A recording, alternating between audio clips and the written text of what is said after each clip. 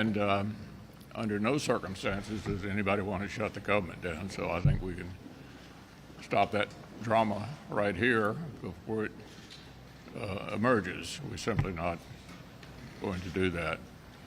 So we're going to come close, I hope, to having an orderly appropriations process, obviously not by the time we should have done it, but better than we've done some years by getting this four through and then doing the balance of them as a minibus a little bit later. President Biden has finally determined that he ought to make a trip to the southern border after 3 years into his administration. People should make no mistake about it. This is President Biden and the Biden administration's crisis. It's created of their own making. It's totally avoidable, and they own this problem. And you look at the numbers just alone. 7.25 million people apprehended trying to come across the border illegally. Another 1.7 million known gotaways. That doesn't include the unknown gotaways. That's almost 9 million people in 3 years. And this last year was a complete record. December was the biggest month ever in terms of apprehensions at the southern border. This is a huge crisis created by this administration entirely of their own making. And partly because, or entirely because, they came into office and decided they wanted to do away with all the Trump administration policies that had been working and reverse course and basically put up a big welcome sign and have turned the border into an open border. So the House of Representatives has determined that Secretary Mayorkas has committed impeachable offenses. That issue will come before the United States Senate. I believe the Senate needs to hold a trial. I think this is such a miscarriage of the law, and it is important that the United States senators sit and hear, and the American people hear, about this incredible crisis at our southern border, and people need to be held accountable. And I think this is the way to do that. So I'm going to make the argument, and I'm sure the Democrats will try to dismiss it, but that we ought to be having a trial, conducting a trial in the United States Senate to determine, again, whether or not these are impeachable offenses.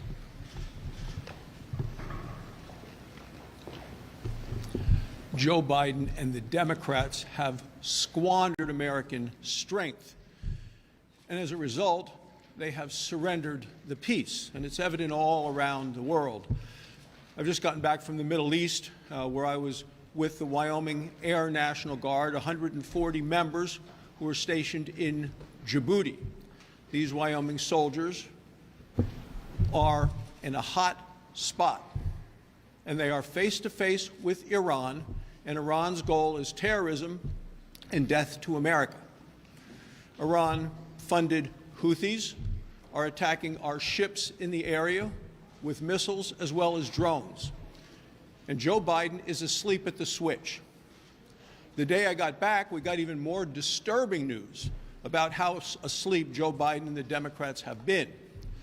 And that's with a report that this country is not doing what it needs to do to stop the flow and the sale of oil from Iran to China. Shadowy tanker ships have moved 59 million barrels of oil, worth $2.8 billion. The oil ships, the tankers, have all ended up in China, and the cash has ended up in Iran. This is the money that Iran has used 140 times to attack American soldiers in just the last 4 months. And then the President's hapless Secretary of Treasury came to Congress and testified falsely, inadequately, incorrectly, that they're doing all that they can to stop this flow of oil. The Democrats and Joe Biden are looking the other way as Iran continues to outplay our diminished president. American weakness is on display all around the world. Joe Biden bumbles, and what we see is Russia, China, Iran, and North Korea on the move. The American people deserve a strong president and a nation that is strong and safe and secure.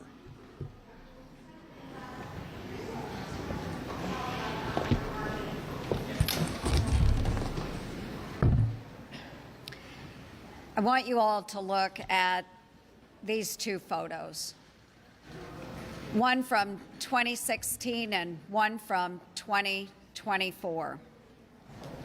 Biden has to address his border disorder. He can do this. We recently learned about the death of 22-year-old Laken Riley, who was killed by an illegal immigrant that Biden let across our border. The young man that killed Laken Riley crossed into El Paso illegally in 2022. He was then released into the interior of our country, and just 5 months ago, he was arrested in New York City for child endangerment. Yet, even though he had been arrested, somehow he was still able to go to Georgia and take the life of Laken Riley. Too many families have been hurt by this Biden border disorder.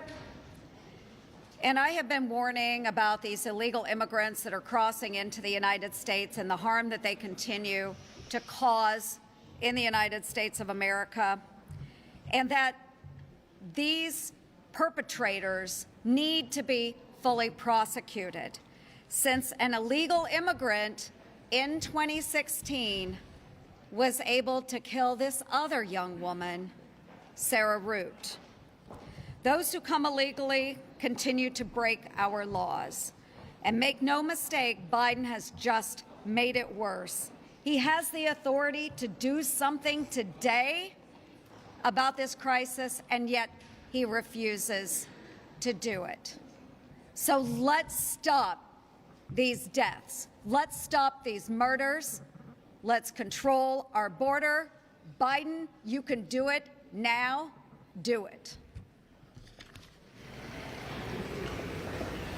Good afternoon, everybody. I would like to talk a little bit about Laken Riley and what we see with the illegal immigrant who's been arrested in her murder. If we think about it from a parent perspective or from a friend perspective, how many times throughout our lives do we think our children or that we're in a safe place? We're going to go out for a run on a college campus very close to where we're in school, in the middle, of a very safe area. And the next thing you get is the call as the parent that your daughter's been murdered, brutally murdered. And then you hear the circumstances of the person who's been arrested for her murder. This is so avoidable. And it does lay right at the feet of President Joe Biden. His catch and release policies are the reason his use of parole is the reason that one individual impacted that family and her friends for the rest of their lives. And so, as Joni just mentioned, I would implore the president to do something. It's been within his power. I think it's sort of not even ironic, but a little bit laughable that now you're reading reports where the president says, I might do an executive order. Haven't we all been saying you can do executive orders like President Trump did? You could have done this 3 years ago. And maybe Laken Riley would still be with us here today. So for that reason and that reason alone and all of the other issues that go along with not knowing who these folks are, where they're from, what their intentions are, what kind of criminal records they have, President Biden has got to do something and do it quickly. On the appropriations front, on the Appropriations Committee, there are 2 dates to remember. July 27th is when we passed all of our appropriations bills out of the Appropriations Committee bipartisan. Senator Schumer has neglected, except for in November, the second date to remember, except to put up 3 bills. We've had these bills out. They've been fully looked at by and on available for people to look at for months now. And there's no reason we can't do what the leader said, which is to go to regular order vote for the first 4 bills and stop this whole charade of government shutdown. We can't do our work. It just reverberates around the American public.